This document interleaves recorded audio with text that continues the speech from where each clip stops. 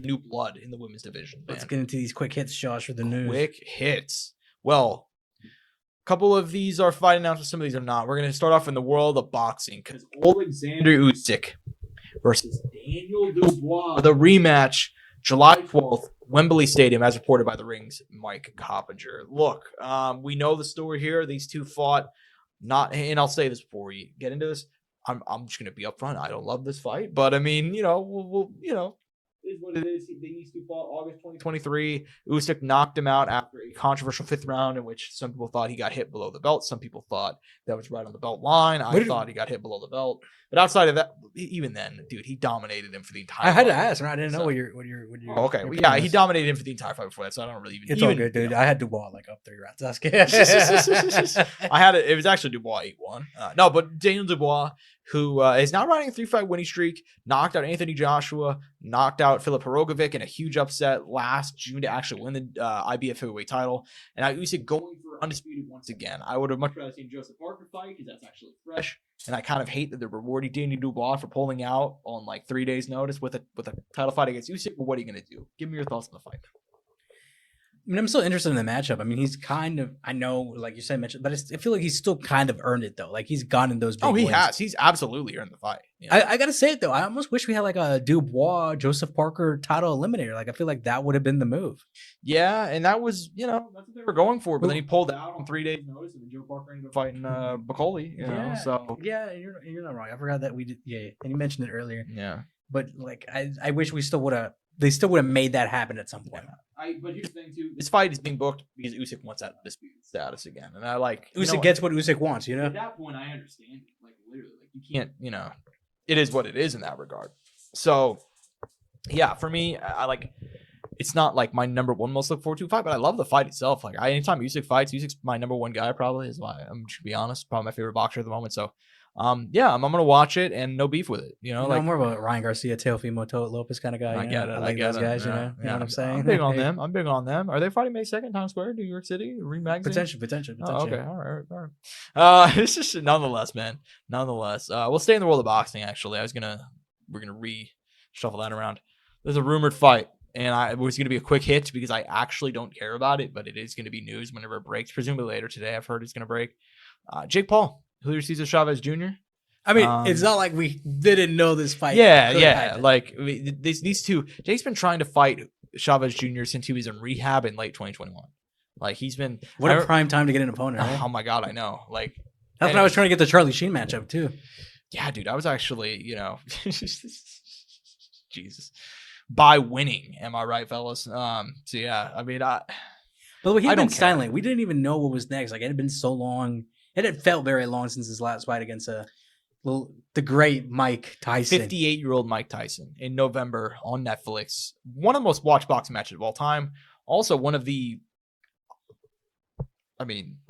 most embarrassing fights of all time. I mean, in a lot of ways. I mean, just whenever you could see it through the shitty broadcast on Netflix, it was just terrible. Don't even get me started on that. Yeah, so just an overall rough night. But yeah, man, he's been silent. And it's like, okay, what do? You go the influencer route? You kind of go for like an actual boxer. He did get engaged. He did, which good for him. To another athlete, by the way. Yeah, she's an Olympian. Dutch, maybe. Yeah, she's a Dutch name. She's a Dutch. I forget what that is, but it's like that. Where they're on like rollerblades in that room. Or ice skater. I can't remember. Ice skater, roller skater. One. She did some. You guys, there's it's one of those sports that people like. It exists, but it's very niche. Yeah, all I know it's in the Olympics. Yeah, ice skater maybe. I don't know. Yeah. Point being, Jake Paul, Julio Cesar Chavez Jr. rumor for this summer, not officially announced yet, but that seems to be the direction. Tommy Fury just had a fight announcement too, and it's like, who could it possibly be? Who did Tommy Fury get announced? Oh, nobody yet. I'm sure it's going to be some 7 and 131, taxi driver. But like, come on, do that at least like 32 and 58. Yeah, right. Come on, get a guy with some seasoning in there. I don't know. We'll see what happens. Yeah, I don't really care. That's it for the world of boxing. We have a few other MMA things to hit. We're going to hit this one. It's the biggest one. Amanda Nunes, the Lioness. She has not been seen since her retirement after a win over Renee Aldana in the summer of 2023. Following that fight, she retired. She hung up the gloves. But almost immediately after she retired, she was like, you know what? If there's some interesting that happens, maybe I'll come back. I mean, we know. Now we know for sure. She was in attendance for the Kayla Harris and Juliana Pena press conference. Somebody asked, like, hey, Kayla, Juliana, if you guys win, do you think you'd be interested in welcoming back Amanda Nunes to the UFC? And then I think it was Dana who replied, like, I'm not sure if she's ready to fight, are you ready to fight? And the camera, she's in attendance, but the camera pans to her and she's like, yeah, I'm going to fight. I'm ready to go. And it's like, oh shit. And then they actually induct her into the UFC Hall of Fame. They announced that later on in the week. So cool for Amanda Nunes. Just to kind of close out though, what do you make about her coming back, returning to the octagon, and presumably set for later this year? I mean, I always knew it was going to be inevitable with Kayla coming to the UFC. They have history. There's something there. They can build it up. We knew this was going to be at some point a reality, potentially. Yeah, I agree, man. I agree. I love it.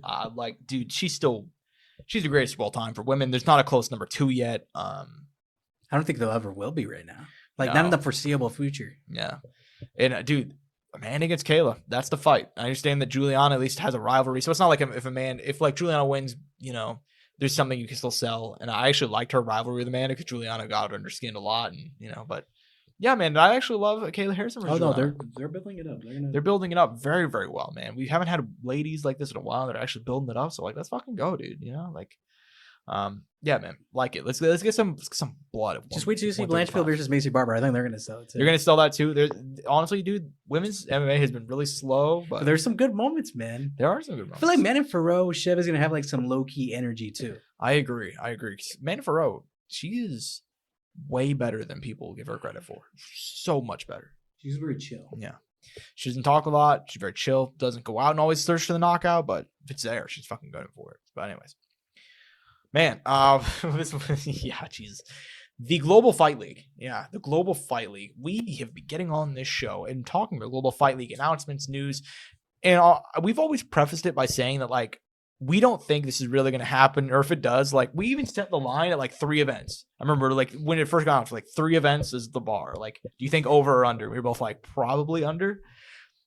We didn't get one. I'm sorry, dude. Because something, I never saw the Sage draft video until today, or a few days ago. The day the league didn't have the fights happening, so they were.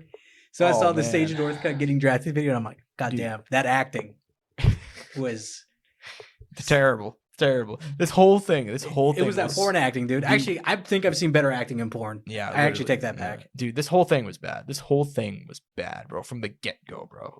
From the draft with Brendan Schaub and Robin Black and Mike Goldberg, and they're pretending that these draft picks are happening in real time and not that they got leaked a week before, it was so with weird. The AI generated people coming through and the AI song, you better protect your neck, the fucking thing, or you'll be next or something, it's just so funny, bro. I can't.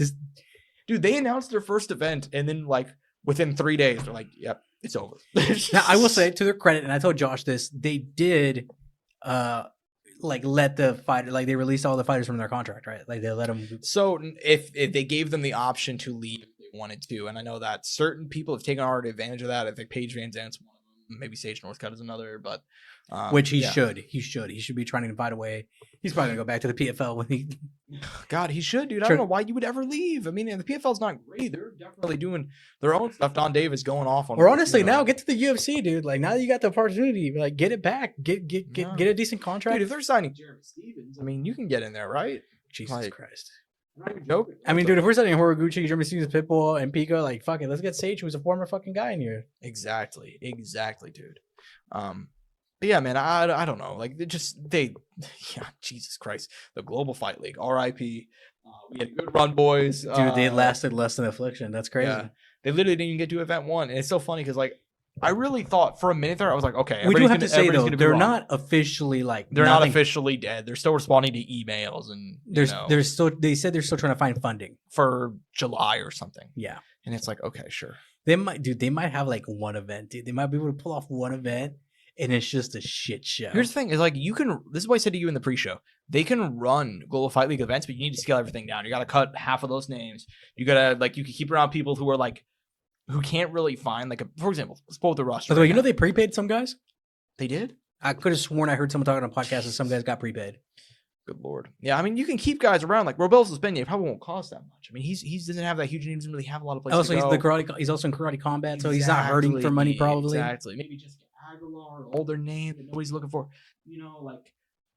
Maria Agapova. There are a lot of people you can keep, But you'd have to cut like the old names who were looking for like 500,000 a fight, like Frank Mir and JDS and so on and so forth. Kane. You can have this as an actual developmental league. It's just like, dude, I forgot they drafted Kane.